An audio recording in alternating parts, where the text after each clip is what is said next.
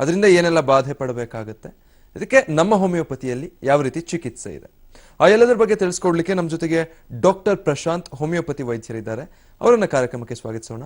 Hello doctor, welcome to the show. ನಮಸ್ಕಾರ. So doctor, ನಾನು ಈಗಾಗಲೇ ಹೇಳ್ದಾಗೆ ಅಲರ್ಜಿ ಅಂದ್ರೆ ಒಬ್ಬೊಬ್ಬರಿಗೆ ಒಂದು ವಿಚಾರದಲ್ಲಿರುತ್ತೆ, ಅದಕ್ಕೆ ಅವರವರೇ ಒಂದೊಂದು ಕಾರಣಗಳನ್ನು ಕಂಡುಹಿಡ್ಕೊಂಡ್ಬಿಟ್ಟಿರ್ತಾರೆ. ಬಹುಶಃ ಇದಕ್ಕೆ ನನಗೆ ಈ ಅಲರ್ಜಿ ಇರಬಹುದೇನೋ ಅನ್ನೋ ಥರದ್ದು. ಸೊ ಅಲರ್ಜಿ ಅಂದ್ರೆ ಏನು, ಯಾವೆಲ್ಲ ಕಾರಣಗಳಿಗಾಗುತ್ತೆ ಆ ಬಗ್ಗೆ ತಿಳಿಸ್ಕೊಡಿ. ಹೌದು, ಯಾಕಂದ್ರೆ ಎಷ್ಟೋ ಜನ ಕ್ಲಿನಿಕಲ್ ವಿಸಿಟ್ ಆದಾಗ ಕೂಡ ಹೇಳ್ತಾ ಇರೋದು ನೋಡ್ತಾ ಇರ್ತೀವಿ. ಈಗ ಅಲರ್ಜಿ ಅಂದ ಕೂಡಲೇ ಡಸ್ಟಲ್ಲಿ ಹೋದ್ರೆ ನನಗೆ ಅಲರ್ಜಿ ಆಗ್ಬಿಡ್ತಾ ಇದೆ, ಅಥವಾ ಈ ಒಂದು ವೆದರಲ್ಲಿ ವ್ಯತ್ಯಾಸ ಆದಾಗ, ಎಸ್ಪೆಷಲಿ ಒಂದು ವಿಂಟರ್ ಸೀಸನ್ ಅಲ್ಲಿ ನನಗೆ ಅಲರ್ಜಿ ಅನ್ನೋದು ಕಾಡ್ತಾ ಇದೆ ಅನ್ನೋ ಥರ ಹೇಳ್ತಾ ಇರೋದು, ಅಥವಾ ಸರ್ಟನ್ ಫುಡ್, ಈಗ ಒಂದಿಷ್ಟು ಊಟದಲ್ಲಿರೋ ಪದಾರ್ಥಗಳು ತಗೊಂಡಾಗ ನನಗೆ ಅಲರ್ಜಿ ತರ ಆಗ್ತಾ ಇದೆ ಅನ್ನೋ ಥರ ಹೇಳ್ತಾ ಇರೋದು ನೋಡ್ತಾ ಇರ್ತೀವಿ. ಆದ್ರೆ ಅದೇ ಒಂದು ವೆದರಲ್ಲಿ ಅದೇ ಒಂದು ಫುಡ್ ತಗೊಂಡು, ಸೊ ಅದೇ ಒಂದು ಡಸ್ಟ್ ಅಲ್ಲಿ ಪ್ರತಿಯೊಬ್ಬರು ಬದುಕ್ತಾ ಇದೀವಿ. ಹಾಗಂತ ಎಲ್ಲರಿಗೂ ಈ ಅಲರ್ಜಿ ಅನ್ನೋದು ಕಾಡ್ತಾ ಇಲ್ಲ.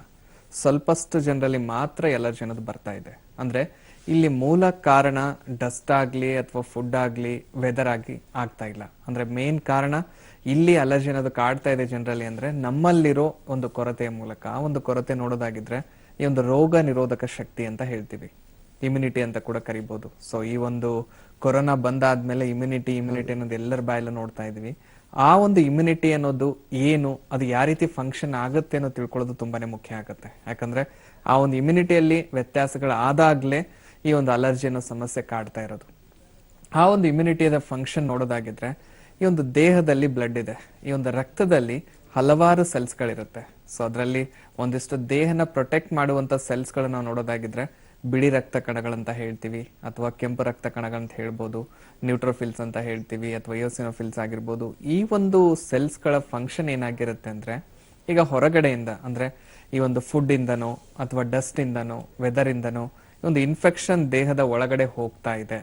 ಸೊ ಆ ಒಂದು ಇನ್ಫೆಕ್ಷನ್ ದೇಹದ ಒಳಗಡೆ ಹೋಗ್ತಾ ಇದೆ ಅಂದಾಗ ಈ ಒಂದು ಬ್ಲಡ್ ಅಲ್ಲಿರೋ ಆ ಒಂದು ಸೆಲ್ಸ್ಗಳ ಕೆಲಸ ಏನಾಗಿರುತ್ತೆ ಅಂದ್ರೆ, ಆ ಒಂದು ಇನ್ಫೆಕ್ಷನ್ ನ ತಡೆ ಹಿಡಿಯೋದು, ಅಥವಾ ಆ ಒಂದು ಇನ್ಫೆಕ್ಷನ್ ನ ಸಾಯಿಸ್ಬಿಟ್ಟು ದೇಹಕ್ಕೆ ಯಾವುದೇ ರೀತಿ ತೊಂದರೆ ಆಗದಿರೋ ತರ ದೇಹನ ಪ್ರೊಟೆಕ್ಟ್ ಮಾಡುವಲ್ಲಿ ಈ ಒಂದು ಸೆಲ್ಸ್ಗಳು ಹೆಲ್ಪ್ ಮಾಡ್ತಾ ಇರುತ್ತೆ. ಹಾಗಾಗಿನೇ ಈ ಒಂದು ರಕ್ತದಲ್ಲಿರೋ ಸೆಲ್ಸ್ಗಳಿಗೆ ನಾವು ಪ್ರೊಟೆಕ್ಟಿವ್ ಸೆಲ್ಸ್ ಅಥವಾ ಆಂಟಿಬಾಡೀಸ್ ಅಂತ ಕರಿತಾ ಇದೀವಿ. ಈ ಒಂದು ಪ್ರೊಟೆಕ್ಟಿವ್ ಸೆಲ್ಸ್ಗಳ ಫಂಕ್ಷನ್ ಯಾರ ದೇಹದಲ್ಲಿ ನಾರ್ಮಲ್ ಆಗಿ ನಡೀತಾ ಇದೆ, ಅವ್ರು ಏನೇ ಒಂದು ಫುಡ್ ತಗೊಳ್ಳಿ, ಅಥವಾ ಯಾವುದೇ ಒಂದು ವೆದರ್ ಅಲ್ಲಿ ತಿರುಗಾಡ್ಲಿ, ಅಥವಾ ಯಾವುದೇ ರೀತಿ ಡಸ್ಟ್ ಅಲ್ಲಿ ತಿರುಗಾಡಿದ್ರು ಕೂಡ ಯಾವುದೇ ರೀತಿ ಸಮಸ್ಯೆಗಳಾಗ್ತಾ ಇರೋದಿಲ್ಲ. ಹಾಗಾಗಿನೇ ಎಲ್ರಿಗೂ ನೋಡ್ತಾ ಇಲ್ಲ. ಈಗ ಒಬ್ಬ ಮನೆಯಲ್ಲಿ ಒಂದು ಫ್ಯಾಮಿಲಿಯಲ್ಲಿ ಒಬ್ಬರಿಗೆ ಅಲರ್ಜಿ ಕಂಡ್ರೆ ಎಲ್ಲರಿಗೂ ಬರ್ತಾ ಇದೆ ಅಂತಲ್ಲ. ಸೊ ಅದೇ ರೀತಿ ಈ ಒಂದು ಪ್ರೊಟೆಕ್ಟಿವ್ ಸೆಲ್ಸ್ಗಳ ಫಂಕ್ಷನ್ ಯಾರ ದೇಹದಲ್ಲಿ ಕರೆಕ್ಟ್ ಆಗಿ ಫಂಕ್ಷನ್ ಆಗ್ತಾ ಇಲ್ಲ, ದಿನೇ ದಿನೇ ಅದ್ರ ಫಂಕ್ಷನ್ ಕಮ್ಮಿ ಆಗ್ತಾ ಇದೆ, ಅಥವಾ ಸೆಲ್ಸ್ಗಳ ಸಂಖ್ಯೆಯಲ್ಲಿ ವ್ಯತ್ಯಾಸಗಳಾಗ್ತಾ ಇದೆ ಅಂದಾಗ ದಿನೇ ದಿನೇ ಅದ್ರ ಮೂಲಕ ನಮ್ಮ ದೇಹ ಕೂಡ ಸೆನ್ಸಿಟಿವ್ ಆಗೋದಕ್ಕೆ ಶುರು ಆಗ್ತಾ ಬರೋದು.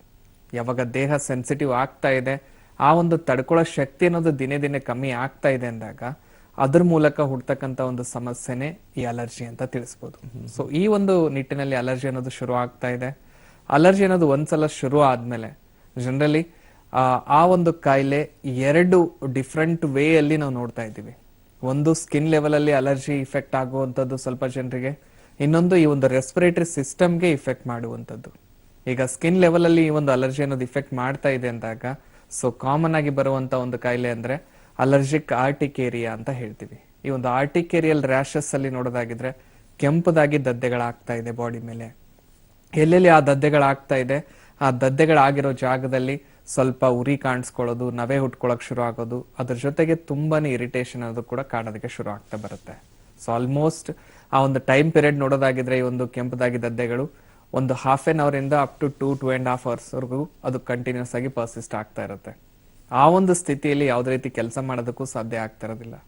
ಈ ತರ ಒಂದು ಆರ್ಟಿಕ್ಯುಲರ್ ರ್ಯಾಷಸ್ ಬಂದಾಗ ಎಷ್ಟೋ ಜನ ನಾವು ನೋಡ್ತಾ ಇದೀವಿ ಕ್ಲಿನಿಕಲ್ಲಿ ಆ ಒಂದು ಟ್ಯಾಬ್ಲೆಟ್ ಗಳನ್ನ ಜೇಬಲ್ಲೇ ಇಟ್ಕೊಳ್ತಾ ಇರೋದು. 5 ವರ್ಷದಿಂದ ಈ ತರ ಸಮಸ್ಯೆ ಇದೆ, ಈ ಒಂದು ಟ್ಯಾಬ್ಲೆಟ್ ತಗೊಂಡ್ರೆ ಸಾಕು ನನಗೆ ತಕ್ಷಣ ಕಮ್ಮಿ ಆಗ್ಬಿಡುತ್ತೆ.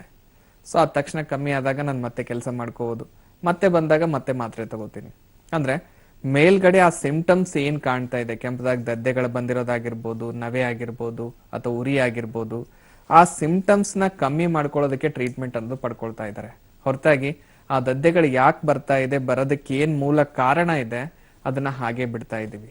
ಸೊ ಅದು ಬಿಡೋದ್ರಿಂದ ಏನಾಗ್ತಾ ಇದೆ, ಇನ್ನೂ ಕಾಯಿಲೆ ಅನ್ನೋದು ಕಾಂಪ್ಲಿಕೇಟ್ ಆಗೋದಕ್ಕೆ ಶುರು ಆಗೋದು. ಅರ್ಲಿಯರ್ ಪೀರಿಯಡ್ ಅಲ್ಲಿ ವಾರದಲ್ಲೋ ಅಥವಾ 10 ದಿವಸದಲ್ಲಿ ಒಂದು ಟ್ಯಾಬ್ಲೆಟ್ ತಗೊಳ್ತಾ ಇರೋದು ದಿನಗಳು ಕಳೀತಾ ಕಳೀತಾ ಏನಾಗ್ತಾ ಇದೆ, ಅದೇ ಒಂದು ಮಾತ್ರೆ ಪ್ರತಿದಿನ ತಗೊಳ್ಳೇಬೇಕು, ಇಲ್ಲಾಂದ್ರೆ ಅದು ಕಮ್ಮಿನೇ ಆಗ್ತಾ ಇಲ್ಲ ಅನ್ನೋ ಸ್ಥಿತಿ ಕೂಡ ಎಷ್ಟೋ ಪೇಷಂಟ್ ಅಲ್ಲಿ ರೀಚ್ ಆಗ್ತಾ ಇರೋದು ನೋಡ್ತಾ ಇದೀವಿ. ಓಕೆ, ಈಗ ಒಬ್ರು ಕಾಲರ್ ಇದ್ದಾರೆ, ಮಾತಾಡ್ಸ್ಬಿಡೋಣ ಡಾಕ್ಟರ್. ಸತೀಶ್ ಅಂತ ಹೇಳಿ ಬಿಜಾಪುರದಿಂದ ಕರೆ ಮಾಡಿದ್ದಾರೆ. ಸತೀಶ್ ಅವರೇ ನಮಸ್ತೆ. ಡಾಕ್ಟರ್ ಇದ್ದಾರೆ, ನಿಮ್ ಸಮಸ್ಯೆ ಏನಿದೆ ಕೇಳಿ ಸತೀಶ್. ಹಲೋ, ನಮಸ್ಕಾರ ಸರ್. ನಮಸ್ತೆ ಸತೀಶ್ ಅವರೇ. ಸರ್ ನನಗೆ ಅಲರ್ಜಿ ಆಗಿದೆ ಅಂತ ಡಾಕ್ಟರ್ ಹೇಳಿದ್ರು. ಓಕೆ. ಏನಾಗಿದೆ ಅಂದ್ರೆ ಒಂದ್ ಮೂಗಿಂದ ಉಸಿರು ಬರುತ್ತೆ, ಹ್ಮ್. ಇನ್ನೊಂದ್ ಸ್ವಲ್ಪ ಬಿಟ್ಟು ಒಂದ್ ಮೂಗ್ ಬ್ಲಾಕ್ ಆಗುತ್ತೆ, ಇನ್ನೊಂದ್ ಮೂಗಿಂದ ಉಸಿರು ಬರುತ್ತೆ. Okay okay.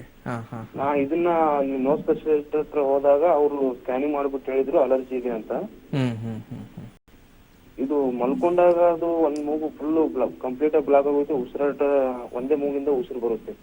ಓಕೆ, ಎಷ್ಟು ದಿವಸ ಆಯ್ತು ಈಗ? ಇದು ಮಿನಿಮಮ್ ಒಂದು ಇಯರ್ ಆಯ್ತು. 1 ವರ್ಷ ಆಗಿದೆ. ನಿಮ್ಮ ವಯಸ್ಸು ಎಷ್ಟೀಗ? ನನ್ನ ವಯಸ್ಸು ಒಂದು 21 ವರ್ಷ. ನೋಡಿ, ಜನರಲಿ ಈ ತರ ನೋಸ್ ಬ್ಲಾಕ್ ಆಗೋದು, ಆ ಒಂದು ಕಂಡೀಷನ್ ನೋಡೋದಾಗಿದ್ರೆ ನೇಸಲ್ ಪಾಲಿಪ್ ಅಂತ ಹೇಳ್ತೀವಿ. ಈ ಒಂದು ಅಲರ್ಜಿಕ್ ಕಂಡೀಷನ್ ಅಲ್ಲಿ ನೋಡೋದಾಗಿದ್ರೆ ಅಂದ್ರೆ ಮೂಗಿನ ಒಳಗಡೆ ದುರ್ಮಾಂಸ ಅನ್ನೋದು ಬೆಳ್ಕೊಳ್ಳೋದಕ್ಕೆ ಶುರು ಆಗ್ತಾ ಬರೋದು. ಆ ತರ ದುರ್ಮಾಂಸ ಬೆಳೆದಾಗ ಏನಾಗ್ತಾ ಇದೆ, ಕಂಟಿನ್ಯೂಸ್ ಆಗಿ ನೋಸ್ ಬ್ಲಾಕ್ ಆಗೋದು ಅಥವಾ ಥಿಕ್ ಮ್ಯೂಕಸ್ ಅನ್ನೋದು ಪಾಸ್ ಆಗಕ್ ಶುರು ಆಗ್ಬಿಡುತ್ತೆ. ಮೂಗಿಂದ ಉಸಿರಾಟ ಮಾಡಕ್ ಆಗ್ತಾ ಇರೋದಿಲ್ಲ, ರಾತ್ರಿ ಎಲ್ಲ ಬಾಯಿಂದ ಉಸಿರಾಟ ಮಾಡ್ತಾ ಇರ್ತೀವಿ. ಈ ಒಂದು ಕಾಯಿಲೆ ಇನಿಷಿಯಲ್ ಪೀರಿಯಡ್ ಅಲ್ಲಿ ಒಂದು ಬ್ಲಾಕ್ ಆಗ್ತಾ ಇದೆ, ಒಂದು ಓಪನ್ ಇದೆ, ನಾನು ಬ್ರೀದ್ ಮಾಡ್ಕೋಬಹುದು, ಅದನ್ನ ಹಾಗೆ ನಾವು ಏನ್ ಮಾಡ್ತಾ ಇದೀವಿ, ಪರ್ಸಿಸ್ಟ್ ಆಗ್ತಾ ಇದ್ರು ಕೂಡ ಕಂಟಿನ್ಯೂ ಮಾಡ್ಕೊಂಡು ಅದು ಕರೆಕ್ಟ್ ಆಗಿ ಟ್ರೀಟ್ಮೆಂಟ್ ಪಡ್ಕೊಳ್ಳೋದಿಲ್ಲ. ಅಥವಾ ಎಷ್ಟೋ ಜನ ಏನ್ ಮಾಡ್ತೀವಿ, ನೋಸ್ ಬ್ಲಾಕ್ಗೆ ನೇಸಲ್ ಸ್ಪ್ರೇಗಳನ್ನ ಯೂಸ್ ಮಾಡ್ತಾ ಇರೋದು ನೋಡ್ತಾ ಇದೀವಿ. ಇಲ್ಲಿ ಸ್ಪ್ರೇ ಆಗಿರೋದ್ರಿಂದ ಅಥವಾ ಟ್ಯಾಬ್ಲೆಟ್ ಗಳಿಂದ ಆ ತಕ್ಷಣಕ್ಕೆ ಆ ಏನ್ ಬ್ಲಾಕ್ ಆಗಿದೆ ಅದನ್ನ ರಿಡ್ಯೂಸ್ ಮಾಡ್ಕೊಳ್ಳೋದಕ್ಕೆ ಹೆಲ್ಪ್ ಮಾಡ್ಕೋಬಹುದು ಹೊರತಾಗಿ ಆ ದುರ್ಮಾಂಸ ಏನ್ ಬೆಳೀತಾ ಇದೆ ದಿನೇ ದಿನೇ ಅದು ಜಾಸ್ತಿನೇ ಆಗ್ತಾ ಹೋಗುತ್ತೆ ಹೊರತಾಗಿ ಕಮ್ಮಿ ಆಗೋದಿಲ್ಲ. ಸೊ ಜಾಸ್ತಿ ಆಗ್ತಾ ಯಾವಾಗ ಅದು ಕಂಪ್ಲೀಟ್ 100% ಬೆಳ್ಕೊಂಡ್ ಬಿಡುತ್ತೆ, ಸೊ ಅದೇನಾಗ್ಬಿಡುತ್ತೆ 24 ಅವರ್ಸ್ ಕಂಪ್ಲೀಟ್ ಬ್ಲಾಕ್ ಆಗಿ ಉಳ್ಕೊಳ್ಳೋ ಸ್ಥಿತಿಗೂ ಕೂಡ ಹೋಗೋ ಚಾನ್ಸಸ್ ಇರುತ್ತೆ. ಸೊ ಆ ಒಂದು ನಿಟ್ಟಿನಲ್ಲಿ ಎಷ್ಟೋ ಜನ ಆಪರೇಷನ್ ನ ಮೊರೆ ಕೂಡ ಹೋಗ್ತಾ ಇರೋದು ನೋಡ್ತಾ ಇದ್ದೀವಿ. ಯಾಕಂದ್ರೆ ಕಂಪ್ಲೀಟ್ ಬ್ಲಾಕ್ ಆದಾಗ ಮೆಡಿಕೇಶನ್ ಯಾವುದು ಕೂಡ ಇಲ್ಲಿ ವರ್ಕ್ ಆಗೋದಿಲ್ಲ, ಅವಾಗ ಆಪರೇಷನ್ನೇ ಬೇಕಾಗುತ್ತೆ. ಸೊ ಅದಕ್ಕಿಂತ ಮುಂಚೆ ಈಗ ನೀವು ಇನ್ನೂ ಇನಿಷಿಯಲ್ ಸ್ಟೇಜ್ ಅಲ್ಲಿ ಇದ್ದೀರಾ, ಈ ಒಂದು ಕಂಡೀಷನ್ ಅಲ್ಲಿ ಏನಾಗ್ಬಿಡುತ್ತೆ, ಮೆಡಿಸಿನ್ಸ್ ನ ಮೂಲಕನೇ ಅದು ಏನ್ ಬೆಳೀತಾ ಇದೆ ಅದನ್ನ ಫಸ್ಟ್ ನಿಲ್ಸೋದು, ಮತ್ತೆ ಆಲ್ರೆಡಿ ಏನ್ ಬೆಳ್ಕೊಂಡಿದೆ ಅದನ್ನ ಕಮ್ಮಿ ಮಾಡ್ತಾ ಬಂದ್ಬಿಟ್ಟು ನಾರ್ಮಲ್ ಸ್ಥಿತಿಗೆ ತಗೊಂಡ್ ಬರೋದು. ಆ ಒಂದು ಟ್ರೀಟ್ಮೆಂಟ್ ನಮ್ಮ ಹೋಮಿಯೋಪತಿಯಲ್ಲಿ ಪ್ರೊವೈಡ್ ಮಾಡ್ತಾ ಇದ್ದೀವಿ. ಸೊ ಅದು ಕೂಡ ಯಾವುದೇ ರೀತಿ ಸೈಡ್ ಇಫೆಕ್ಟ್ ಇಲ್ದೇನೆ, ಆಪರೇಷನ್ ಇಲ್ದೇನೆ ಮೆಡಿಸಿನ್ಸ್ ಮೂಲಕ ಕೂಡ ಎಷ್ಟೋ ಜನರಿಗೆ ಹೆಲ್ಪ್ ಆಗ್ತಾ ಇದೆ. ಸೊ ಒಂದ್ಸಲ ಬಂದು ನೀವು ಭೇಟಿ ಆದಲ್ಲಿ ಫಸ್ಟ್ ಎಕ್ಸಾಮಿನೇಷನ್ ಮೂಲಕ ಆ ಒಂದು ಕಾಯಿಲೆ ಈಗ ಯಾವ ಒಂದು ಹಂತಕ್ಕೆ ತಲುಪಿದೆ ಅಂತ ತಿಳ್ಕೊಳ್ಳೋದಕ್ಕೆ ಹೆಲ್ಪ್ ಆಗುತ್ತೆ. ಅದ್ರ ಮೂಲಕ ಎಷ್ಟು ಸಮಯ ಬೇಕಾಗ್ಬೋದು, ಯಾವ ರೀತಿ ಮೆಡಿಸಿನ್ ಅಗತ್ಯ ಇದೆ, ಎಷ್ಟು ಹೊತ್ತಿನವರೆಗೂ ಅದನ್ನು ತಗೋಬೇಕು ಅನ್ನೋದು ಗೈಡ್ ಮಾಡ್ತಾ ಬಂದ್ಬಿಟ್ಟು ಆ ಒಂದು ಕಾಯಿಲೆಯಿಂದ ಸಂಪೂರ್ಣವಾಗಿ ಹೊರಬರಕ್ಕೂ ಕೂಡ ಹೆಲ್ಪ್ ಮಾಡ್ಬೋದು ಅಂತ ತಿಳಿಸ್ಬೋದು. ನೋಡಿ, ಓಕೆ, ಥ್ಯಾಂಕ್ ಯು ಸರ್ ಕರೆ ಮಾಡಿ ಮಾತಾಡಿದ್ದಕ್ಕೆ. ಏನೋ ಡಾಕ್ಟರ್ ನೀವು ಹೇಳ್ತಾ ಇದ್ರಿ, ನೋವು ಕಾಣಿಸ್ಕೊಂಡಾಗ್ಲೋ ಅಥವಾ ಏನಾದ್ರೂ ತೊಂದರೆ ಆದಾಗ ಅವರೇ ಒಂದು ಮಾತ್ರೆ ತಗೊಳ್ಳೋದು, ಏನೋ ಒಂದು ಮೆಡಿಸಿನ್ ಅಪ್ಲೈ ಮಾಡೋದು, ಸುಮ್ಮನೆ ಆಗ್ಬಿಡ್ತಾರೆ. ಸೊ ಅದು ಮುಂದಿನ ದಿನಗಳಲ್ಲಿ ಯಾವ ರೀತಿ ತೊಂದರೆ ಆಗುತ್ತೆ, ಯಾವೆಲ್ಲ ಸಿಂಪ್ಟಮ್ಸ್ ಬಂದಾಗ್ಲೇ ಅವ್ರು ಎಚ್ಚೆತ್ಕೊಂಡು ಡಾಕ್ಟರ್ ಬಳಿ ಬಂದ್ರೆ ಒಳ್ಳೇದು, ಆವಾಗ ಹೇಳಿ. ನಿಜವಾಗ್ಲಿ ಈಗ ಇದೇ ಅಲರ್ಜಿಯಲ್ಲೇ ನೋಡೋದಾಗಿದ್ರೆ, ಈಗ ಸ್ಕಿನ್ ಲೆವೆಲ್ ಅಲ್ಲಿ ನೋಡ್ತಾ ಇದ್ವಿ ಅಲರ್ಜಿಕ್ ಆರ್ಟಿಕೇರಿಯಾ ಅನ್ನೋದು ಒಂದು ಸಮಸ್ಯೆ ಕಾಮನ್ ಆಗಿ ಬರ್ತಾ ಇದೆ ಅಂತ. ಅದೇ ತರ ಈ ಒಂದು ರೆಸ್ಪಿರೇಟರಿ ಸಿಸ್ಟಮ್ ಅಲ್ಲಿ ನೋಡೋದಾಗಿದ್ರೆ 4 ಹಂತಗಳಾಗಿ ಈ ಅಲರ್ಜಿ ಅನ್ನೋದು ಬೆಳ್ಕೊಂಡು ಹೋಗ್ತಾ ಇರೋದು ನೋಡ್ತಾ ಇದ್ವಿ. ಸೊ ಆ ಒಂದು 4 ಹಂತಗಳು ನೋಡೋದಾಗಿದ್ರೆ, ಇನಿಷಿಯಲಿ ಮೊದಲನೇ ಹಂತದಲ್ಲಿ ಅಲರ್ಜಿಕ್ ರೈನೈಟಿಸ್ ಅಂತ ಕರಿತಾ ಇದ್ದೀವಿ. ಯಾವಾಗ ಅದು 2ನೇ ಹಂತಕ್ಕೆ ತಲುಪ್ತಾ ಇದೆ ಅದನ್ನ ನಾವು ಅಲರ್ಜಿಕ್ ಸೈನೋಸೈಟಿಸ್ ಅಂತ ಕರಿತಾ ಇದ್ದೀವಿ. 2ನೇ ಹಂತದಿಂದ ಯಾವಾಗ ಅದು 3ನೇ ಹಂತಕ್ಕೆ ರೀಚ್ ಆಗ್ತಾ ಇದೆ ಆ ಒಂದು ಕಂಡೀಷನ್ ನಾವು ಅಲರ್ಜಿಕ್ ಬ್ರಾಂಕೈಟಿಸ್ ಅಂತ ಹೇಳ್ತಾ ಇದ್ದೀವಿ. ಸೊ ಆ ಒಂದು ಅಲರ್ಜಿಕ್ ಬ್ರಾಂಕೈಟಿಸ್ ಆದ್ರೂ ಅಂದ್ರೆ ಒಂದು ಮುನ್ಸೂಚನೆಗಳು ತೋರಿಸ್ತಾ ಇದೆ, ಕಾಯಿಲೆ ಕಾಂಪ್ಲಿಕೇಟ್ ಆಗ್ತಾ ಇದೆ ಅಂತ ಗೊತ್ತಾದ್ರೂ ಅದನ್ನ ನೆಗ್ಲೆಕ್ಟ್ ಮಾಡ್ತಾ ಇದೀವಿ ಅಂದಾಗ ಕೊನೆಗೆ 4ನೇ ಹಂತಕ್ಕೆ ತಲುಪಿದಾಗ ಅದೇ ಒಂದು ಕಾಯಿಲೆ ಅಲರ್ಜಿಕ್ ಅಸ್ತಮಾ ಕೂಡ ಕನ್ವರ್ಟ್ ಆಗ್ತಾ ಇರೋದು ನೋಡ್ತಾ ಇದ್ದೀವಿ. ಈ 4 ಹಂತಗಳನ್ನ ನಾವು ಕರೆಕ್ಟ್ ಆಗಿ ನೋಡೋದಾಗಿದ್ರೆ, ಅಲ್ಲಿ ಸಿಂಪ್ಟಮೆಟಿಕಲಿ ಇಫೆಕ್ಟ್ ಆಗ್ತಾ ಇರೋದು ಪೇಷಂಟ್ ಅಲ್ಲಿ ನೋಡೋದಾಗಿದ್ರೆ, ಮೊದಲನೇ ಹಂತ ಅಲರ್ಜಿಕ್ ರೈನೈಟಿಸ್ ಅಂತ ಹೇಳ್ತಾ ಇದೆ. ಈ ಒಂದು ರೈನೈಟಿಸ್ ಅನ್ನೋ ಒಂದು ಕಂಡೀಷನ್ ಏನಂತ ಇದೀವಿ, ಒಂದು ಫಂಕ್ಷನಲ್ ಡಿಸ್ಟರ್ಬೆನ್ಸ್ ಅಂತ ಹೇಳ್ಬೋದು. ಈ ಒಂದು ರೆಸ್ಪಿರೇಟರಿ ಕಂಡೀಷನ್ ಅಲ್ಲಿ ಒಂದು ಫಂಕ್ಷನಲಿ ವ್ಯತ್ಯಾಸ ಆಗೋದಕ್ಕೆ ಶುರು ಆಗ್ತಾ ಬರೋದು. ಆ ಒಂದು ನಿಟ್ಟಿನಲ್ಲಿ ಮೇಲ್ಗಡೆ ಸಿಂಪ್ಟಮೆಟಿಕಲಿ ಅಂದ್ರೆ ಸಮಸ್ಯೆಗಳು ಕಾಡ್ತಾ ಇರೋದು ಪೇಷಂಟ್ ಅಲ್ಲಿ repeated attacks of cold cough and sneezing ಅಂತ ಹೇಳ್ತೀವಿ. ಅಂದ್ರೆ ರಿಪೀಟೆಡ್ ಆಗಿ ಸ್ವಲ್ಪ ಕೆಮ್ಮು ಬರ್ತಾ ಇದೆ, ನೆಗಡಿ ಆಗ್ತಾ ಇದೆ, ಮತ್ತೆ ಮುಂಚೆನೆ ಎದ್ಕೊಳ್ಳೆ ತುಂಬಾ ಸೀನ್ಗಳು ಬರ್ತಾ ಇದೆ. ಈ ಒಂದಿಷ್ಟು ಸಮಸ್ಯೆಯಿಂದ ಸಫರ್ ಆಗೋದಕ್ಕೆ ಶುರು ಆಗ್ತಾ ಬರೋದು. ಜನರಲಿ ಅಲರ್ಜಿಕ್ ರೈನೈಟಿಸ್ ಅನ್ನೋ ಒಂದು ಸಮಸ್ಯೆ ಇಫೆಕ್ಟ್ ಆಗ್ತಾ ಇರೋದು ಚಿಕ್ಕ ವಯಸ್ಸಲ್ಲಿ ತುಂಬಾನೇ ಕಾಮನ್ ಆಗಿ ಬರುವಂತ ಒಂದು ಸಮಸ್ಯೆ ಅಂತ ತಿಳಿಸಬಹುದು. ಅಂದ್ರೆ ಈ ಒಂದು ಚಿಕ್ಕ ಮಕ್ಕಳಲ್ಲಿ 2 ವರ್ಷದಿಂದ 8 ವರ್ಷ ಈ ಒಂದು ವಯಸ್ಸಿನವರಿಗೆ ತುಂಬಾನೇ ಕಾಮನ್ ಆಗಿ ಬರ್ತಾ ಇರೋ ಒಂದು ಸಮಸ್ಯೆ ಅಂತ ತಿಳಿಸಬಹುದು. ಈ ಒಂದು ಕೆಮ್ಮು ನೆಗಡಿ ಬರ್ತಾ ಇದೆ ಅಂದಾಗ ಮಕ್ಕಳಲ್ಲಿ ನೋಡಿರ್ಬೋದು ನೀವು, ಸೊ ಆಂಟಿಬಯೋಟಿಕ್ಸ್ ತಗೊಳ್ಳೋದು, ಕಫ್ ಸಿರಪ್ ಕೊಡೋದು. ಸೊ ಅದು ಕೊಟ್ಟಾಗ 1 ತಿಂಗಳು 2 ತಿಂಗಳು ಆರಾಮಾಗಿರ್ತಾರೆ. ಮತ್ತೆ 2 ತಿಂಗಳಾಯ್ತಾ ಮತ್ತೆ ಸೇಮ್ ಸಮಸ್ಯೆ ತಿರುಗಿ ಬರ್ತಾ ಇದೆ, ಮತ್ತೆ ಹೋಗೋದು, ಮತ್ತೆ ಅದೇ ಆಂಟಿಬಯೋಟಿಕ್ ತಗೊಳ್ಳೋದು. ಒಂದು ಬುಕ್ಲೆಟ್ಟೇ ತಯಾರಾಗ್ತಾ ಇರೋದು ನೋಡ್ತಾ ಇದೀವಿ ಮಕ್ಕಳಲ್ಲಿ. ಅಷ್ಟರ ಮಟ್ಟಿಗೆ ವರ್ಷಾನ್ಗಂಟ್ಲೆ ಆಂಟಿಬಯೋಟಿಕ್ಸ್ ಕೊಡ್ತಾ ಇರೋದು ಕೂಡ ನೋಡ್ತಾ ಇದ್ದೀವಿ. ಅಂದ್ರೆ ಆ ಆಂಟಿಬಯೋಟಿಕ್ಸ್ ಕೊಟ್ಟಾಗ ವಿದಿನ್ 3 to 5 days ಅಲ್ಲಿ ಅದು ಕ್ಲಿಯರ್ ಕೂಡ ಆಗ್ತಾ ಇದೆ, ಅದರಿಂದ ನಾವೇನ್ ಅನ್ಕೋತೀವಿ ಆರಾಮ ಆಗ್ತಾ ಇದ್ದಾನೆ. ಆದ್ರೆ ಇಲ್ಲಿ ಏನ್ ತಪ್ಪ ಆಗ್ತಾ ಇದೆ ಅಂದ್ರೆ, ಆ ಒಂದು ರೋಗ ನಿರೋಧಕ ಶಕ್ತಿಯ ಕೆಲಸ ಏನಿದೆ, ಹೊರಗಡೆಯಿಂದ ಬರುವಂತ ಇನ್ಫೆಕ್ಷನ್ ನ ತಡೆ ಹಿಡಿಯೋದು ಅದು ಕೆಲಸ ಆಗಿದೆ ಅಂದಾಗ, ಅದ್ರ ಕೆಲಸ ಮಾಡ್ತಾ ಇಲ್ಲ ಅಂದಾಗ ನಾವೇನ್ ಮಾಡ್ತಾ ಇದೀವಿ, ಹೊರಗಡೆಯಿಂದ ಆರ್ಟಿಫಿಷಿಯಲ್ ಆಂಟಿಬಾಡೀಸ್ ಅಂದ್ರೆ ಆಂಟಿಬಯೋಟಿಕ್ಸ್ ನ ದೇಹದ ಒಳಗಡೆ ಹಾಕ್ತಾ ಇದೀವಿ. ದೇಹ ಮಾಡುವಂತ ಕೆಲಸ ಟ್ಯಾಬ್ಲೆಟ್ ಮೂಲಕ ನಾವು ಮಾಡಿಸ್ತಾ ಇದ್ದೀವಿ. ಆ ಪ್ರೆಸೆಂಟ್ ಅಲ್ಲಿರೋ ಇನ್ಫೆಕ್ಷನ್ ತೆಗೆದುಹಾಕೋಕೇನೋ ಹೆಲ್ಪ್ ಮಾಡುತ್ತೆ, ಆದ್ರೆ ಫ್ಯೂಚರ್ ಅಲ್ಲಿ ಬರುವಂತ ಇನ್ಫೆಕ್ಷನ್ ತಡೆಯೋಕಂತೂ ಸಾಧ್ಯ ಇಲ್ಲ. ಹಾಗಾಗಿ ಮಕ್ಕಳಲ್ಲಿ ಇದು ರಿಪೀಟೆಡ್ ಆಗಿ ಸಫರ್ ಆಗ್ತಾ ಇರೋದು ನೋಡ್ತಾ ಇದ್ದೀವಿ. ಆ ರಿಪೀಟೆಡ್ ಆಗಿ ಸಫರ್ ಆಗೋದ್ರ ಜೊತೆಗೆ ನಮ್ಮ ಒಂದು ಇಮ್ಯೂನ್ ಸಿಸ್ಟಮ್ ಫಂಕ್ಷನ್ ನಾವು ಕರೆಕ್ಟ್ ಆಗಿ ಸರಿಪಡಿಸ್ಕೊಳ್ತಾ ಇಲ್ಲ ಅಂದ್ರೆ, ಮೊದಲನೇ ಹಂತದಲ್ಲಿರೋ ಆ ಒಂದು ಸಮಸ್ಯೆ 2ನೇ ಹಂತಕ್ಕೆ ತಲುಪೋದು ತುಂಬಾನೇ ಕಾಮನ್ ಆಗಿ ಪೇಷಂಟ್ಸ್ ಅಲ್ಲಿ ನೋಡ್ತಾ ಬರ್ಬೋದು. ಯಾವಾಗ ಅದು ಫಸ್ಟ್ ಸ್ಟೇಜ್ ಇಂದ ಸೆಕೆಂಡ್ ಸ್ಟೇಜ್ ತಲುಪ್ತಾ ಇದೆ, ಆ ಒಂದು ಕಂಡೀಷನ್ ನಾವು ಅಲರ್ಜಿಕ್ ಸೈನೋಸೈಟಿಸ್ ಅಂತ ಕೂಡ ಹೇಳ್ತಾ ಇದೀವಿ. ಓಕೆ, ಮತ್ತೊಬ್ರು ಕಾಲರ್ ಇದ್ದಾರೆ, ಮಾತಾಡ್ಸೋಣ. ಸರ್ ನಮಸ್ತೆ. ಹಲೋ ಮೇಡಮ್ ನಮಸ್ತೆ. ನಮಸ್ತೆ ಸರ್. ಏನ್ ನೀವೇ ಮಾತಾಡ್ತಾ ಇದ್ದೀರಾ? ಮಾತಾಡೋಕೆ ಅವಕಾಶ ಮಾಡ್ಕೊಡ್ತಿಲ್ಲ. ಇವಾಗ ಅವಕಾಶ ಆಗಿದೆಯಲ್ಲ ಮೇಡಮ್, ನಿಮ್ ಹೆಸರು ಹೇಳಿ ಮೊದಲು, ಎಲ್ಲಿಂದ ಕರೆ ಮಾಡ್ತಾ ಇದ್ದೀರಾ ಅದು ಹೇಳಿ. TS ಮಂಗಳಮ್ಮ, ಚಿಕ್ಕಬಳ್ಳಾಪುರ, ಶಿಡ್ಲಘಟ್ಟ ತಾಲೂಕು, ಚಿಕ್ಕಬಳ್ಳಾಪುರ. ಮಂಗಳಮ್ಮ ಅವರೇ, ವೈದ್ಯರಿದ್ದಾರೆ, ನಿಮ್ ಸಮಸ್ಯೆ ಏನಿದೆ ಕೇಳಿ. ಹಲೋ ಸರ್ ನಮಸ್ತೆ ಅಮ್ಮ, ಹೇಳಿ ಏನ್ ಸಮಸ್ಯೆ ಆಗಿತ್ತು? ಸರ್ ನಾವು ಸುಮಾರು ಒಂದು 5-6 ವರ್ಷದಿಂದ ಓಕೆ ಅಮ್ಮ. ಮಲಿಕಬೇಕಾದ್ರೆ ಬರೀ ಬಾಯಲ್ಲೇ ಉಸಿರಾಡ್ತೀನಿ, ಮೂಗಲ್ಲಿ ಉಸಿರಾಡಲ್ಲ, ನಾಲ್ಗೆ ಎಲ್ಲ ಫುಲ್ ಒಣಗ್ಬಿಡ್ತತೆ. ಓಕೆ ಅಮ್ಮ. ಆಮೇಲೆ ಉಸಿರಾಡ್ತಲ್ಲಿ ಸ್ವಲ್ಪ ಏರುಪೇರು ಇರುತ್ತೆ, ದೇಹನ ಮೇಲೆ ಹೋಗುತ್ತೆ, ಕೆಳಗೆ ಬರ್ತೈತೆ ಸರ್. ಆಮೇಲೆ ಇದು ನಾಲ್ಗೆ ಎಲ್ಲ ಗಂಟ್ಲು ಎಲ್ಲ ಫುಲ್ ಒಣಗ್ಬಿಡ್ತತೆ. ಓಕೆ ಅಮ್ಮ. ಮೂಗಲ್ಲೇ ಉಸಿರಾಡಕ್ ಆಗ್ತಿಲ್ಲ. ಆಮೇಲೆ ಇದು ಆಯುರ್ವೇದಿಕ್ ಚಿಕಿತ್ಸೆ ಅಲ್ಲಿ ಹಾಸನದಲ್ಲಿ ತೋರಿಸ್ತಾ ಇದ್ದೀನಿ ಸರ್. ಅದು ಏನು ಸ್ವಲ್ಪ ಗುಣ ಆಗ್ತಾ ಇಲ್ಲ. ಓಕೆ ಅಮ್ಮ, ಟೆನ್ಷನ್ ಮಾಡ್ಕೋಬೇಡಿ. ನಿಮ್ಮ ವಯಸ್ಸು ಎಷ್ಟಮ್ಮ ಈಗ? ನಮ್ದು 47.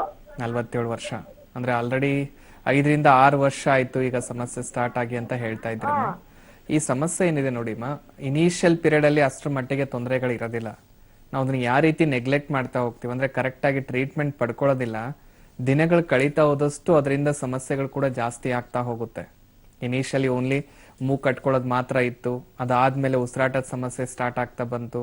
ಬಾಯಿ, ಈಗ ನೀವು ಹೇಳ್ತಾ ಇದ್ರ ಬಾಯೆಲ್ಲ ತುಂಬಾ ಒಣಗ್ಬಿಡುತ್ತೆ, ಗಂಟ್ಲಲ್ಲಿ ಇರಿಟೇಷನ್ ಸ್ಟಾರ್ಟ್ ಆಗ್ತಾ ಇದೆ, ಅದರಿಂದ ಉಬ್ಸ ಕೂಡ ಸ್ವಲ್ಪ ಸ್ವಲ್ಪ ಹುಟ್ಕೊಳ್ತಾ ಇದೆ, ಅಂದ್ರೆ ಇನ್ನೂ ಕಾಂಪ್ಲಿಕೇಟ್ ಆಗ್ತಾ ಇದೆ. ಸೊ ಇದನ್ನ ಹಾಗೆ ಬಿಡ್ತಾ ಹೋದ್ರೆ ನೆಕ್ಸ್ಟ್ ಅಸ್ತಮ ಕೂಡ ಆಗೋ ಚಾನ್ಸಸ್ ಇರುತ್ತೆ ಅಮ್ಮ. ಹಾಗಾಗಿ ನೆಗ್ಲೆಕ್ಟ್ ಅಂತೂ ಮಾಡ್ಕೊಳಕ್ ಹೋಗ್ಬೇಡಿ. ಇದಕ್ಕೆ ಒಳ್ಳೆ ಟ್ರೀಟ್ಮೆಂಟ್ ಇದೆ. ಆಲ್ರೆಡಿ ನಮ್ಮ ಹೋಮಿಯೋಪತಿಲಿ ಎಷ್ಟೋ ಜನ ಇದಕ್ಕೆ ಟ್ರೀಟ್ಮೆಂಟ್ ತಗೊಂಡು ಕಂಪ್ಲೀಟ್ ವಾಸಿ ಆಗ್ತಾ ಇರೋದು ಕೂಡ ನೋಡ್ತಾ ಇದೀವಿ ಅಮ್ಮ. ಸೊ ಒಂದ್ಸಲ ಬಂದು ನಮ್ಮ ಹೋಮಿಯೋಪತಿಗೆ ಭೇಟಿ ಆದ್ರೆ ನೀವು ಫಸ್ಟ್ ಎಕ್ಸಾಮಿನೇಷನ್ ಇಂದ ಏನು ಆ ಒಂದು ಸಮಸ್ಯೆ ಬೆಳ್ಕೊಂಡಿದೆ, ಈಗ ಯಾವೊಂದು ಹಂತಕ್ಕೆ ತಲುಪಿದೆ ಅನ್ನೋದು ತಿಳ್ಕೊಳ್ಳೋದಕ್ಕೆ ಹೆಲ್ಪ್ ಆಗುತ್ತೆ ಅಮ್ಮ. ಅದ್ರ ಮೂಲಕ ನಾವು ಕರೆಕ್ಟ್ ಆಗಿ ಟ್ರೀಟ್ಮೆಂಟ್ ನ ಪ್ರೊವೈಡ್ ಮಾಡೋದ್ರ ಜೊತೆಗೆ ಆ ಸಮಸ್ಯೆಯಿಂದ ಕಂಪ್ಲೀಟ್ ಆಗಿ ಹೊರಬರಕ್ಕೂ ಕೂಡ ಹೆಲ್ಪ್ ಮಾಡ್ತೀವಿ. ಯಾವುದೇ ಟೆನ್ಷನ್ ತಗೊಳ್ಳೋ ಅಗತ್ಯ ಇಲ್ಲಮ್ಮ. ಅದರಲ್ಲೂ ಹೋಮಿಯೋಪತಿಲಿ 1% ಯಾವುದೇ ರೀತಿ ಸೈಡ್ ಎಫೆಕ್ಟ್ಸ್ ಇರೋದಿಲ್ಲಮ್ಮ. ನ್ಯಾಚುರಲ್ ಆಗಿ ಒಂದು ಮಾತ್ರೆಗಳನ್ನ ಕೊಡ್ತಾ ಇದ್ದೀವಿ. ಒಂದ್ಸಲ ಬಂದು ಭೇಟಿ ಆದ್ರೆ ಹೆಲ್ಪ್ ಮಾಡ್ಬೋದು ನೋಡಿ ಅಮ್ಮ. Thank you. Okay, thank you madam, ಕರೆ ಮಾಡಿ ಮಾತಾಡಿದ್ದಕ್ಕೆ. ಅಲರ್ಜಿ ಬಗ್ಗೆ ಸಾಕಷ್ಟು ಮಾತಾಡಿದ್ವಿ, ಅದೇ ಮುಂದುವರೆದ್ರೆ ಅಸ್ತಮ ಆಗುತ್ತೆ ಅಂತ ಕೂಡ ವೈದ್ಯರು ಹೇಳ್ತಾ ಇದ್ದಾರೆ. ಸೊ ಆ ಬಗ್ಗೆ ಕೂಡ ಮಾತಾಡೋಣ, ಇನ್ನು ಚಿಕಿತ್ಸೆ ಹೇಗಾಗುತ್ತೆ ಎಲ್ಲದ್ರ ಬಗ್ಗೆ ತಿಳ್ಕೊಳ್ಳೋಣ ಒಂದು ಚಿಕ್ಕ ಬ್ರೇಕ್ ಆದ್ಮೇಲೆ. There's the reason why we pick up the highest grades nationally and internationally, year after year after year. That reason is you. Now, with an A++ accreditation from NAC and consistent rankings among the top universities in NIRF, Amrita, we get recognized because you must. ಇವತ್ತಿಂದ ಬರೀ Dabur red. ಯಾಕೆಂದ್ರೆ ಇದು better ಇದೆ. ನನ್ನದು better. ನನ್ನದು ನೋಡೋಣವಾ? 13 ಆಯುರ್ವೇದಿಕ್ ತತ್ವಗಳಿಂದ ತಯಾರಾದ Dabur red paste 7 dental problems ಜೊತೆ ಹೋರಾಡುತ್ತೆ ಮತ್ತು ಸೈನ್ಸ್ ಕೂಡ ಪ್ರೂವ್ ಮಾಡಿದಂತೆ ಓರಲ್ ಹೈಜೀನ್ ಇಂಡೆಕ್ಸ್ ನಲ್ಲಿ 35% ಬೆಟರ್ಮೆಂಟ್ ನೀಡುತ್ತೆ. ನಿರ್ಣಯಿಸಲಾಗಿದೆ. ಸೊ ಇಂದಿನಿಂದ ಮನೆಗೆ ಕೇವಲ ಡಾಬರ್ ರೆಡ್ ಪೇಸ್ಟ್ ಮಾತ್ರ ಬರುತ್ತೆ.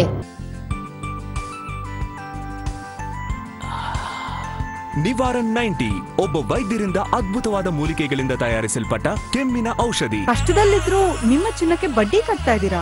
ಚಿಂತಿಸಬೇಡಿ. ನಿಮ್ಮ ಅಡವಿಟ್ಟ ಚಿನ್ನವನ್ನ ಬಿಡಿಸಿ ಇಂದಿನ ಮಾರುಕಟ್ಟೆಯ ಬೆಲೆಗೆ ಕೊಂಡು ಉಳಿದ ಹಣವನ್ನ ನಿಮಗೆ ಕೊಡ್ತಾರೆ. ಅಕ್ಷಯ ಗೋಲ್ಡ್ ಕಂಪನಿ, ನಿಮ್ಮ ಆಪತ್ಕಾಲದ ಮಿತ್ರ. ಈಗ ಶೆಫ್ ಅಂಕಲ್ ಹೇಳ್ತಾರೆ ಪ್ರತಿದಿನ ಬೆಳಗ್ಗೆ ಮೂನ್ ಎಲ್ಲಿ ಮಾಯವಾಗುತ್ತೆ ಅಂತ. ಒರಿಜಿನಲ್ ಇಟಾಲಿಯನ್ ರೆಸಿಪಿಯಿಂದ ತಯಾರಿಸಲಾಗಿದೆ, ಪ್ರೀತಿಯಿಂದ ರೋಲ್ ಮಾಡಲಾಗಿದೆ ಮತ್ತು ರಿಚ್ ಚಾಕೋ ಕ್ರೀಮ್ ನಿಂದ ತುಂಬಿದೆ. ಪ್ರಸ್ತುತವಿದೆ ಬಾವ್ಲಿ ಮೂನ್ ಫಿಲ್ಸ್. ಬಾವ್ಲಿ moon fills.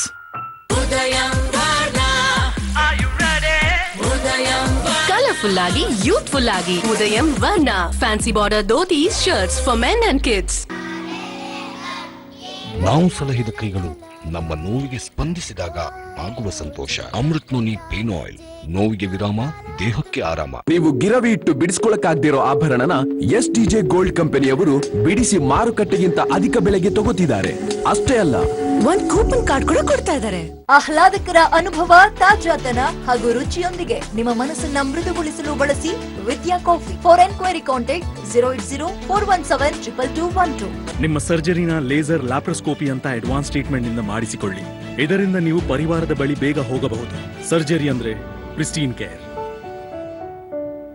Free doctor consultation book ಮಾಡಿ pristinecare.com ನಲ್ಲಿ.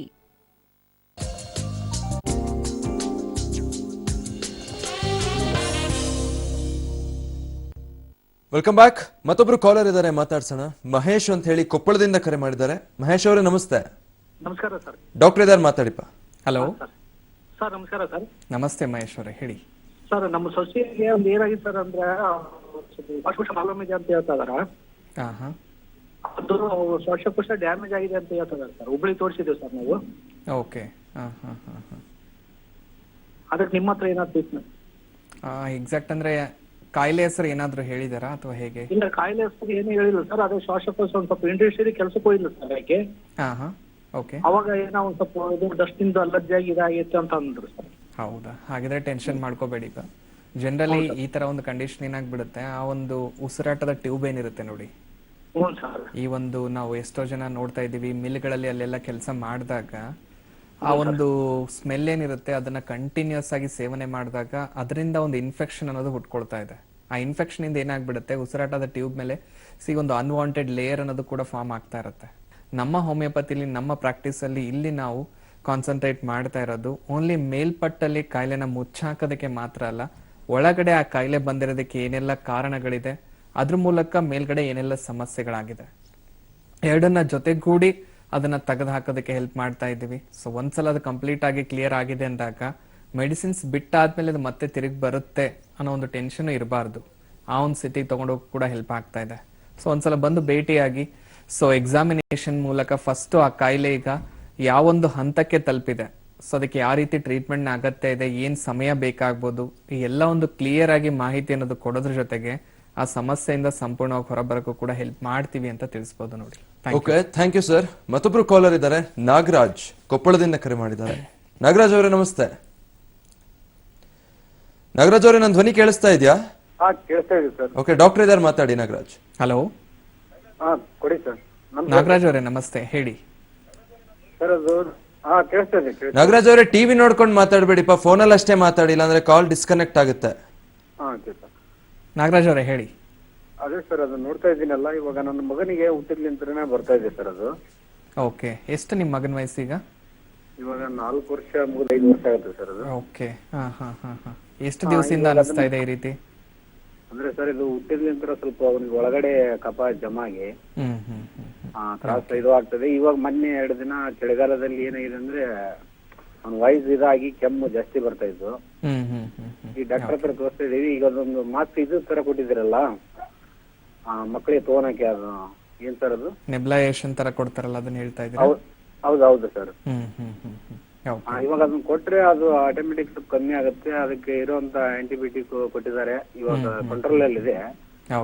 ಒಂದು 12 ವರ್ಷ ಬೇಕಂತ ಸರ್. ಅವನು ವಯಸ್ಸು 12 ವರ್ಷ ಆಗೋವರೆಗೆ ಅಂತಾರೆ. ಆ ರೀತಿ ಅಂತ ಅಲ್ಲೇ ಕಂಟಿನ್ಯೂ ಮಾಡೋಣ, ಏನ್ ನಿಮ್ಮ ಹತ್ರ ಏನಾದ್ರು ಅದಕ್ಕೆ ಟ್ರೀಟ್ಮೆಂಟ್ ಇದೆ ಸರ್?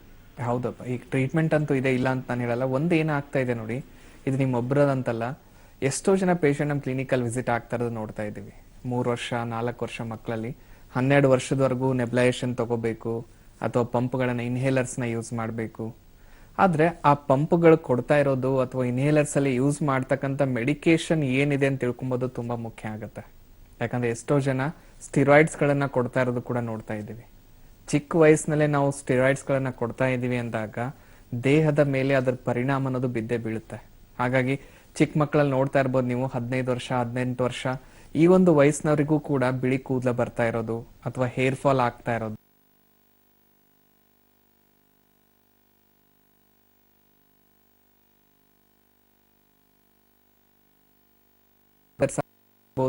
ಅಥವಾ ಇನ್ಹೇಲರ್ಸ್ ಆಗಿರ್ಬೋದು.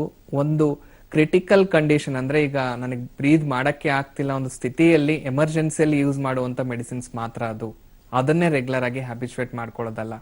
ಹೋಮಿಯೋಪತಿಲಿ ಮೇನ್ ಆಗಿ ನಾವಿದು ಕಾನ್ಸಂಟ್ರೇಟ್ ಮಾಡ್ತಾ ಇರೋದು ಮೇಲ್ಗಡೆ ಸಿಂಪ್ಟಮ್ಸ್ ಗಳಿಗೆ ಮಾತ್ರ ಅಲ್ಲದೆ ಒಳಗಡೆ ಅವರ ಒಂದು ಇಮ್ಯೂನ್ ಸಿಸ್ಟಮ್ ಕೂಡ ಬೆಳವಣಿಗೆ ಆಗೋದಕ್ಕೆ ಹೆಲ್ಪ್ ಮಾಡ್ತಾ ಇದೀವಿ. ಅದಕ್ಕೆ 12 ವರ್ಷವರೆಗೂ ಕಾಯೋ ಅಗತ್ಯ ಇಲ್ಲ.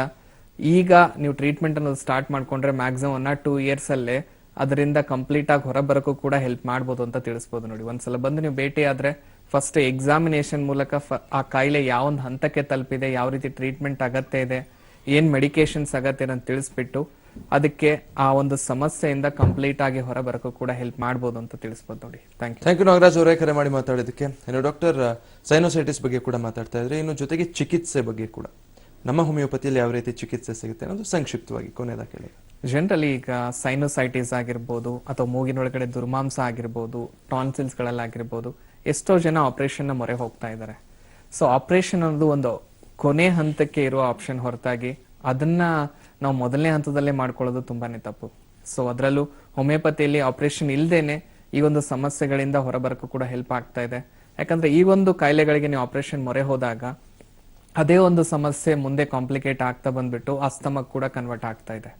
ಅಸ್ತಮ ಅಂದ್ಕೂಳೆ ಎಷ್ಟೋ ಜನರಲ್ಲಿ ನೋಡ್ತಾ ಇದ್ದೀವಿ, 5 ವರ್ಷ ಆಯ್ತು 10 ವರ್ಷ ಆಯ್ತು ಪ್ರತಿದಿನ ಇನ್ಹೇಲರ್ಸ್ ಗಳನ್ನ ಯೂಸ್ ಮಾಡ್ತಾ ಇದ್ದೀವಿ. ಅದು ಮಾಡ್ದಾಗ್ಲೇ ನಾನು ಮಲ್ಕೊಳಕ್ ಸಾಧ್ಯ ಇಲ್ಲ, ಅಂದ್ರೆ ಎದ್ದು ಕೂತ್ಕೊಳ್ಳೇಬೇಕು, ಮಲ್ಗಕ್ಕೂ ಆಗಲ್ಲ ಅನ್ನೋ ಸ್ಥಿತಿಗೆ ಹೋಗ್ತಾ ಇರೋದು. ಈ ತರ ಎಲ್ಲಾ ಕಾಯಿಲೆಗೂ ಹೋಮಿಯೋಪತಿಯಲ್ಲಿ ಒಂದು ಸೂಕ್ತವಾದ ಟ್ರೀಟ್ಮೆಂಟ್ ಅನ್ನೋದು ಸಿಗ್ತಾ ಇದೆ. ಇದಕ್ಕೆ ಲೈಫ್ ಲಾಂಗ್ ಟ್ರೀಟ್ಮೆಂಟ್ ತಗೊಳ್ಳೋ ಅಗತ್ಯ ಇಲ್ಲ. ಸೊ ಅದನ್ನ ಕಂಪ್ಲೀಟ್ ಸೊಲ್ಯೂಷನ್ ಕೊಡೋದ್ರಲ್ಲಿ ಹೆಲ್ಪ್ ಆಗುತ್ತೆ ಅಂತ ತಿಳಿಸಬಹುದು.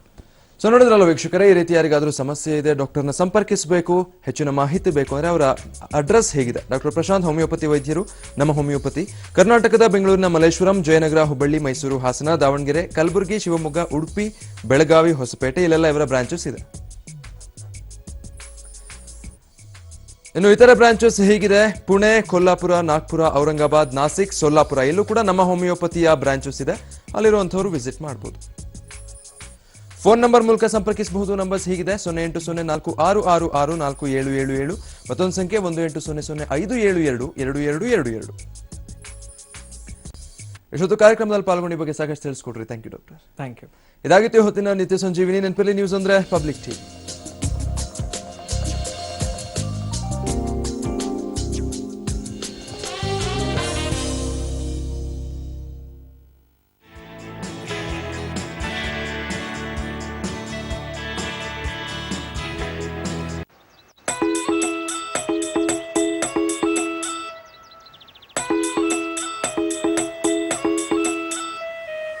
ಸಂಕ್ರಾಂತಿ ಹಬ್ಬದ ಶುಭಾಶಯಗಳು. 3 ದಿನಗಳು 3 ಲುಕ್ಸ್ ರೂಪಾಯಿ 3499ಕ್ಕೆ ಖರೀದಿ ಮಾಡಿ ಮತ್ತು ಆಕರ್ಷಕ ಉಡುಗೊರೆ ರೂಪಾಯಿ 199ಕ್ಕೆ ಪಡೆಯಿರಿ. ಪ್ಲಸ್ 3000 ರೂಪಾಯಿವರೆಗಿನ ಕೂಪನ್ಗಳು. ಆಹ್ಲಾದಕರ ಅನುಭವ, ತಾಜಾತನ ಹಾಗೂ ರುಚಿಯೊಂದಿಗೆ ನಿಮ್ಮ ಮನಸ್ಸನ್ನ ಮೃದುಗೊಳಿಸಲು ಬಳಸಿ ವಿದ್ಯಾ coffee. For enquiry contact 08041722212.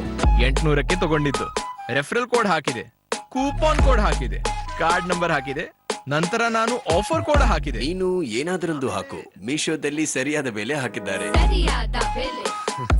Meesho ಸರಿಯಾದ ಬೆಲೆ ಹಾಕಿದ್ದಾರೆ. ಕಷ್ಟದಲ್ಲಿದ್ರು ನಿಮ್ಮ ಚಿನ್ನಕ್ಕೆ ಬಡ್ಡಿ ಕಟ್ತಾ ಇದ್ದೀರಾ?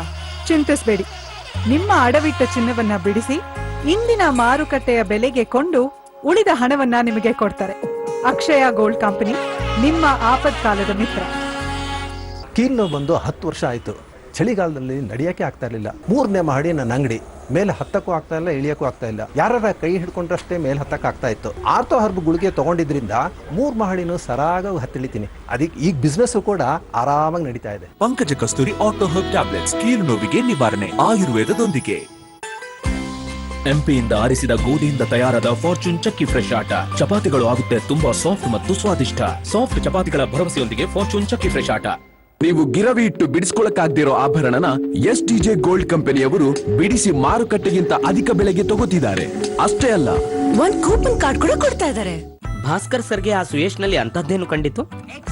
ಅವನಿಗೆ ಈ ತನಕ ಇದೇ ಶಬ್ದಗಳು ಓದೋಕೆ ಸಿಕ್ಕಿದ್ದು. ಭರವಸೆಯ ಈ ಭಾಷೆಯಿಂದ ಯಾಕೆ ಅವನ ಕಾನ್ಫಿಡೆನ್ಸ್ ನ ಫುಲ್ ಸ್ಟಾಪ್ ತೆಗೀತಿದ್ರು? Active and passive voice.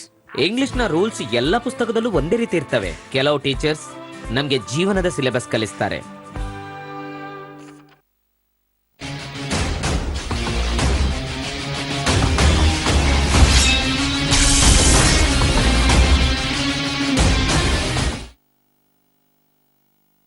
Hello ನಮಸ್ಕಾರ, ಪಬ್ಲಿಕ್ ನ್ಯೂಸ್ಗೆ ಸ್ವಾಗತ. ನಾನು ಅರುಣ್ ಬಡ್ಗೇರ್. ಈಗಾಗಲೇ ಬೆಂಗಳೂರಿಗೆ ಒಂದಿಷ್ಟು ಬೀಗವನ್ನ ಹಾಕಿ ಆಗಿದೆ. ಇದ್ರೆ ಇನ್ನೂ ಒಂದಿಷ್ಟು ಬೀಗವನ್ನ ಹಾಕುವಂತ ತಯಾರಿ ನಡೀತಾ ಇದೆಯಾ ಅಥವಾ ಹಾಕಲ್ವಾ?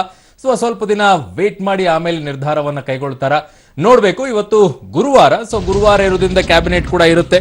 ಕ್ಯಾಬಿನೆಟ್ ನಲ್ಲಿ ಏನಾದ್ರು ತಗೊಳ್ತಾರಾ ಇಲ್ವಾ ನಿರ್ಧಾರ ಅನ್ನೋದನ್ನ ಆಮೇಲೆ ನೋಡೋಣ. ವೀಕೆಂಡ್ ಲಾಕ್ ಡೌನ್ ಬೆಂಗಳೂರಿಗೆ ಅಷ್ಟೇನಾ? ಬೆಂಗಳೂರು ಬಿಟ್ರೆ ಬೇರೆ ಕಡೆಯೂ ಲಾಕ್ ಆಗಲ್ವಾ?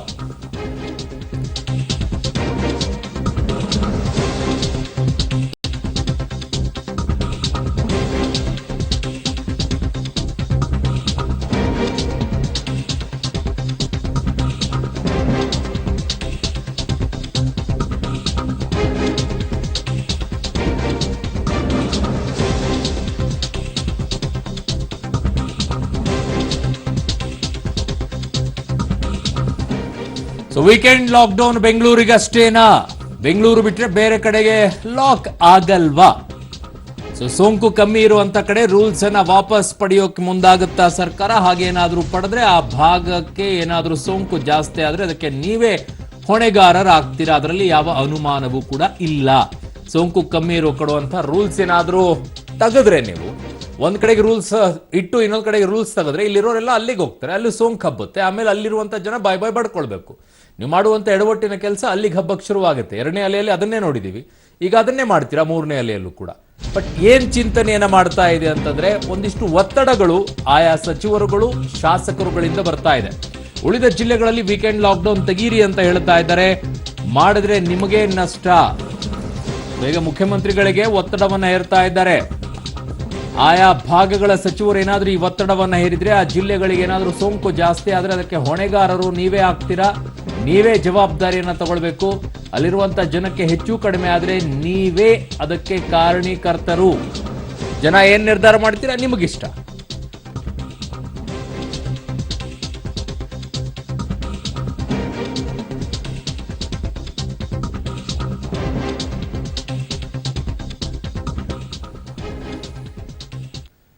ಸಚಿವರೇನು ಈಗ ಒತ್ತಡವನ್ನ ಹೇರ್ತಾ ಇದ್ದಾರೆ. ನಮ್ಮ ಜಿಲ್ಲೆಗಳೆಲ್ಲ ಸೋಂಕಿಲ್ಲ, ಕಡಿಮೆ ಮಾಡಿ ಇಲ್ಲಿರುವಂತ ಕ್ರಿಯೆ ಎಲ್ಲ ಹಾಕಕ್ ಹೋಗಬೇಡಿ ನಿಯಮಗಳನ್ನ